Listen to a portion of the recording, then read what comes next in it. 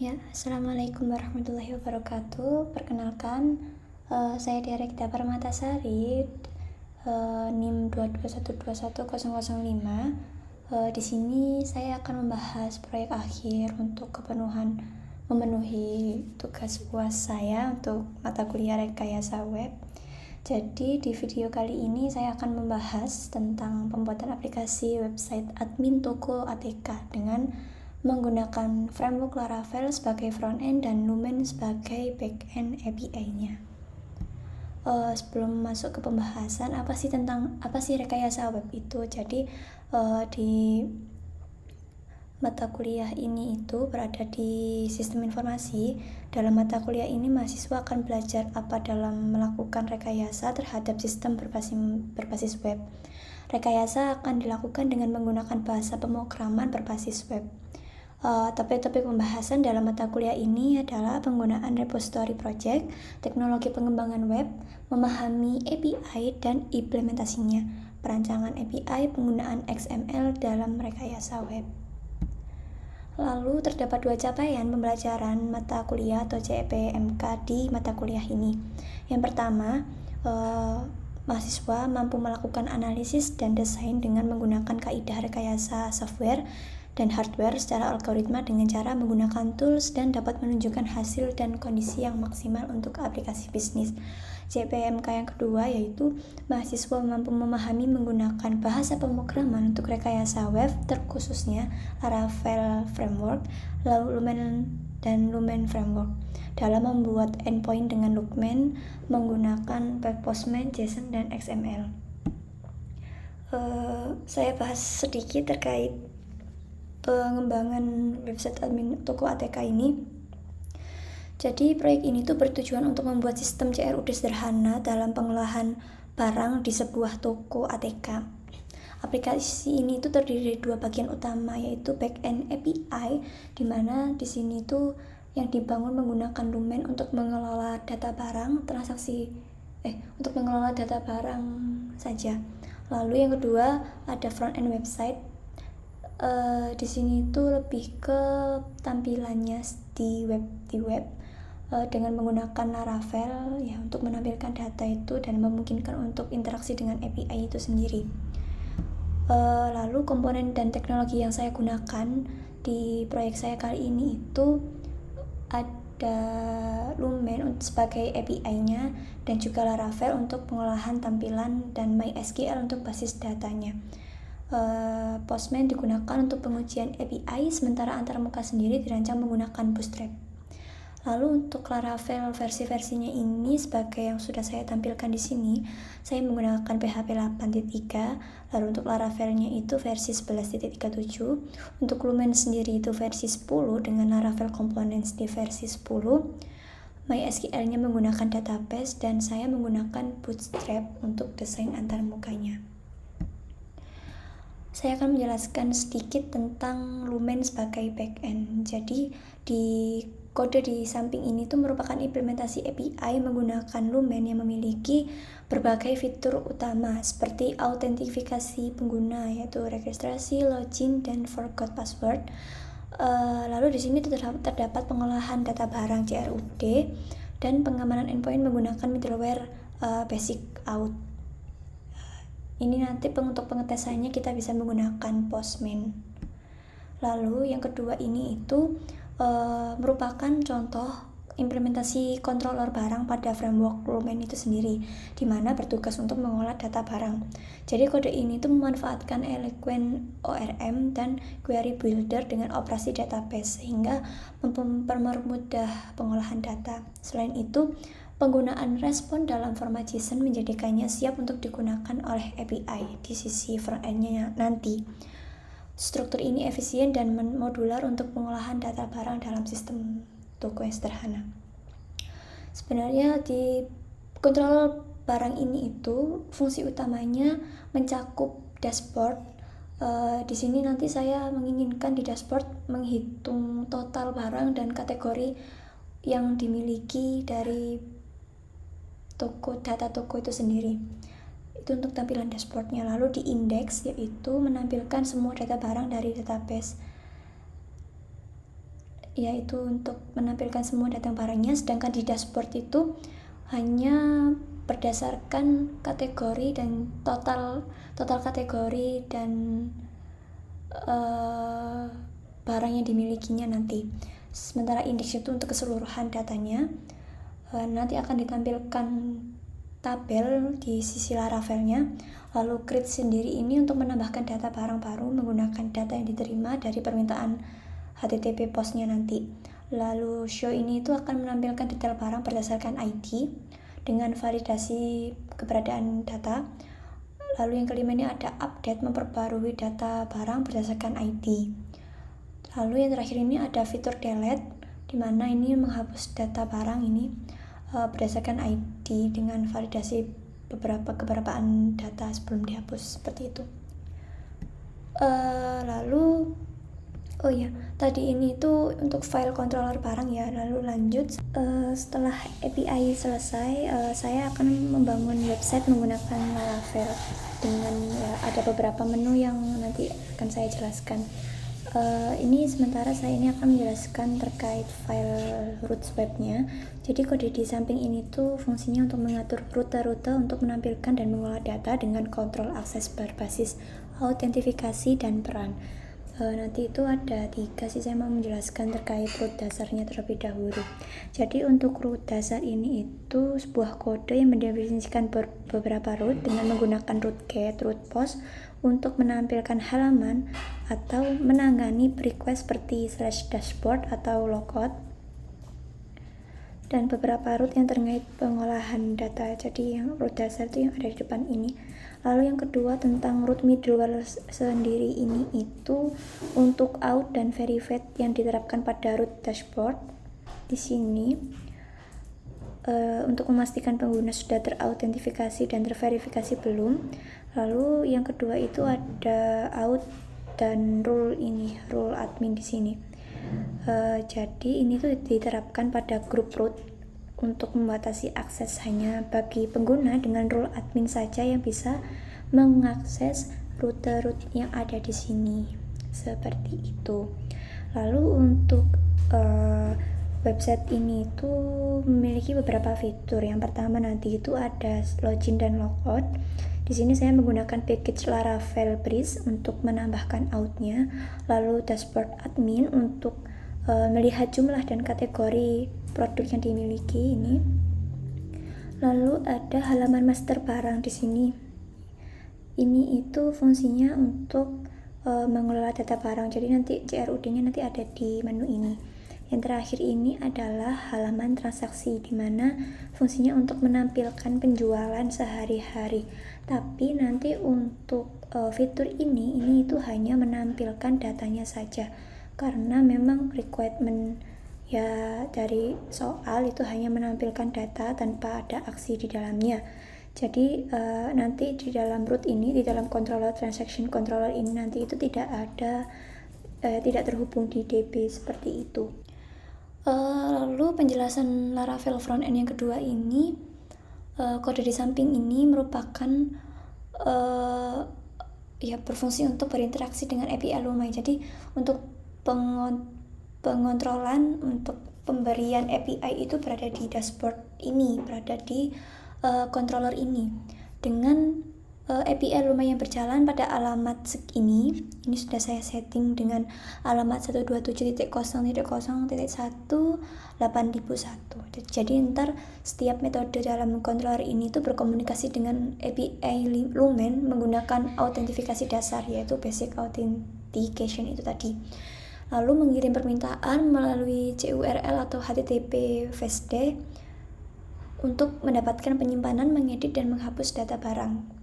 Jadi untuk metode utama ini ada 5, yaitu dashboard, index, lalu ada grid dan store, edit dan update data, dan juga ada delete data, di mana dashboard ini sendiri itu mengambil data dari endpoint data API Lumen dan menampilkan informasi seperti total barang dan juga total ID total kategorinya. Lalu untuk index ini itu mengambil dan menampilkan daftar barang dari API Lumen dengan menggunakan CURL. Lalu create dan store ini itu untuk menampilkan form, fungsinya untuk menambahkan data barang dan kemudian mengirimkan data barang baru ke API Lumen dengan metode post. Lalu untuk edit sendiri dan update data ini merupakan cara untuk mengambil data barang berdasarkan ID untuk diedit dan kemudian mengirimkan pembaharuan ke API Lumen menggunakan metode put. Lalu yang terakhir ini delete, ini merupakan cara menghapus data barang berdasarkan ID dengan mengirimkan permintaan delete kepada API Lumen. Ini letaknya ada di dashboard controller ya, ini ada di file Laravel-nya. Jadi setelah metode-metode utama tadi, selanjutnya ini itu ada metode tentang transaksi. Jadi karena saya untuk transaksi ini tuh saya hanya mengambilkan data saja, maka di controllernya itu saya hanya menambahkan sintak dimana yang nantinya akan mengarahkan ke file transaction.blade yang ada di resource view-nya. Ya, contohnya kurang lebih seperti ini sintaknya yang untuk menampilkan .blade-nya saja. Lalu untuk setelah ini saya akan menjelaskan, mendemokan pekerjaan saya, alurnya sendiri. Nanti saya akan ngetes API-nya terlebih dahulu, demo menggunakan Postman nanti. Lalu setelah demo menggunakan Postman, saya akan menggunakan tampilan websitenya yang dibangun menggunakan Laravel itu sendiri. Ya, jadi ini untuk tampilan Postman-nya sendiri ya. Jadi untuk demo di Postman sendiri ini kita menggunakan URL atau roots yang sudah saya buat di file Lumennya ya. Jadi untuk tambah barang sendiri ini saya menggunakan root barang lalu dengan metode post. Untuk data-data yang saya miliki yang ada di database itu ada nama barang, kategori barang, satuan, harga, dan juga deskripsi. Di sini saya menggunakan string semua agar ada pemudahan dalam pengisian ya. Jadi sebelum kita melakukan tes di dalam Postman, karena tadi saya menggunakan basic out, jadi kita setiap ingin melakukan testing ini itu harus mengatur authorization-nya terlebih dahulu seperti basic out ini. Nah, di sini saya menyeting untuk username dan password-nya ini menggunakan user seperti itu. Lalu untuk tesnya sendiri itu kita bisa klik di body, lalu pilih yang raw, lalu dipilih JSON. Nah, di sini itu yang biru ini itu merupakan nama tabel yang kita miliki. Lalu untuk di isian kanan ini, petik di kanan ini adalah isian inputan yang kita inginkan. Ini tipenya string. Kalau semisal jenis kolom kita di sini itu semisal kita memiliki integer gitu kan. Nah, berarti untuk penginputan data di sini itu kita tidak menggunakan petik ini. Jadinya dia akan tampilannya akan ya kurang lebih seperti ini nantinya. Ini karena saya menggunakan string ya. Setelah kita selesai mengisi data seperti ini, lalu sudah dipastikan untuk tambah barang ini itu menggunakan metode post dan juga rootnya sudah benar. Ini bisa langsung kita send. Sebentar, saya coba contohkan.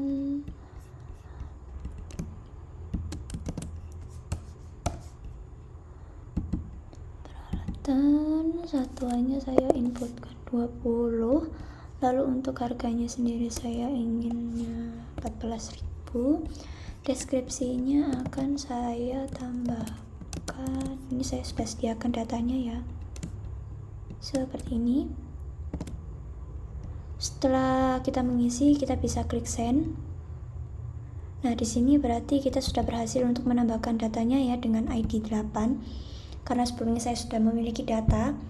Dan ini data terbaru dengan nomor ID 8 seperti itu. Lalu ketika kita ingin ngedit data ini, kita bisa menggunakan URL update. Untuk update sendiri itu URL yang saya pakai itu ini. Jadi untuk URL-nya itu ada barang/update. Ini itu 7 ini adalah ID. Jadi semisal tadi kan untuk tambah barang ini kan dia ber-ID 8. Berarti kalau semisal saya ingin mengubah data ini, berarti saya akan menginputkan di sini itu ID nomor 8. Lalu ini adalah data yang sebelumnya tadi ya. Lalu saya coba untuk mengedit dengan menghapus ini ya, deskripsinya.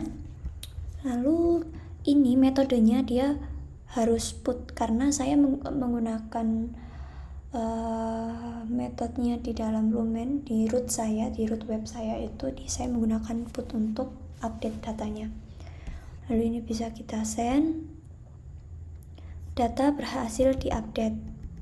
Lalu untuk kita cari tahu apakah benar data ini sudah terupdate, maka kita bisa mengetikkan ini seperti ini. Ini merupakan URL khusus untuk mengambil salah satu ID saja, mengambil salah satu detail ID. Jadi saya menggunakan URL barang, lalu di sini ada ID. Ini ID yang ingin kita lihat. Semisal kita tadi kan ID 8 ya.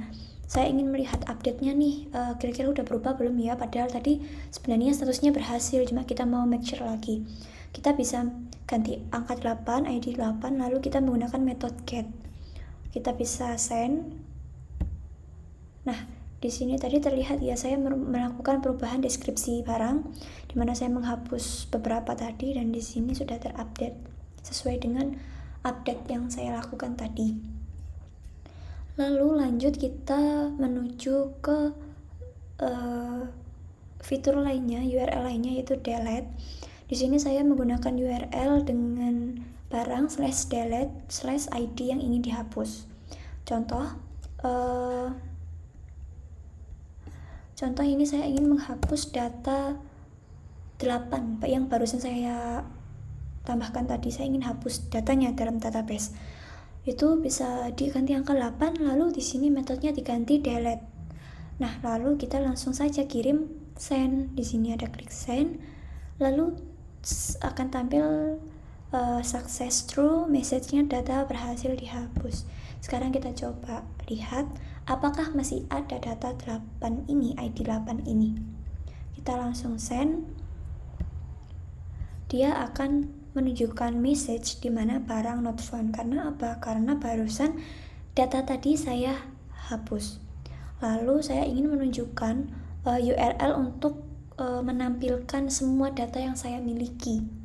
Jadi untuk menampilkan semua data yang ada di database yang saya miliki, saya menggunakan URL dengan /barang dengan metode get seperti itu. Kita bisa langsung send. Nah, ini merupakan data-data yang saya miliki yang ada di database ya. Ya, kurang lebih seperti itu untuk tampilan demo menggunakan Postman. Sekarang saya ingin menampilkan tampilan Laravel yang saya buat. Di sini tampilan pertama ini ada login. Kita bisa memasukkan email dan juga password yang sudah saya atur di seeders-nya. Ini bisa kita klik login. Setelah itu default awal setelah login itu akan diarahkan di dashboard seperti yang saya jelaskan tadi. Di dashboard ini hanya menampilkan total barang dan total kategori barang yang dimiliki di dalam database-nya. Jadi untuk menunya sendiri di sini ada 4 menu, di mana di sini ada dashboard, tabel barang, tabel transaksi, dan juga keluar. Yang kedua saya ingin menjelaskannya di tabel barang. Untuk tabel barang sendiri itu tampilannya kurang lebih akan seperti ini. Lalu di sini itu admin bisa melakukan CRUD ya. Saya coba untuk fitur tambah barang terlebih dahulu. Kita bisa klik button tambah barang. Jadi ini untuk inputan untuk tambah barangnya. Terus kita coba untuk menginputkannya. Saya mau nginputin ini. Terus untuk kategori barang itu dia masuk ke alat tulis.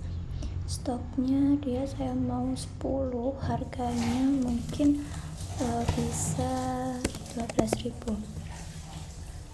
Untuk deskripsi barangnya sendiri seperti ini. Kita bisa klik simpan barang, lalu akan dialihkan ke halaman tabel dengan kondisi ini udah tertambah ya di sini.